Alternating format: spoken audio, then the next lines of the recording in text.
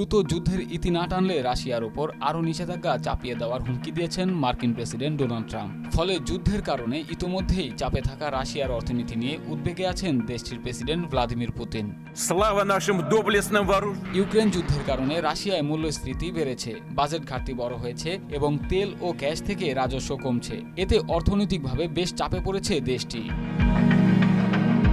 বিশেষজ্ঞদের মতে এই অর্থনৈতিক চাপ প্রেসিডেন্ট ভ্লাদিমির পুতিনকে শিগগিরই ইউক্রেন যুদ্ধ শেষ করার জন্য আলোচনা টেবিলে আনবে না। বিশ্লেষকদের ধারণা, বর্তমান যুদ্ধের গতি ও পশ্চিমা নিষেধাজ্ঞা থাকলেও মস্কো আরও কয়েক বছর যুদ্ধ চালিয়ে যেতে পারবে। যুক্তরাষ্ট্রের থিঙ্ক ট্যাঙ্ক CSIS এর গবেষক মারিয়াস নেগোভায়া বলেন, রাশিয়ার অর্থনীতি খারাপ হলেও ভেঙে পড়ার মতো নয়। আগামী 3 থেকে 5 বছর রাশিয়া যুদ্ধ চালিয়ে যাওয়ার সক্ষমতা রাখে।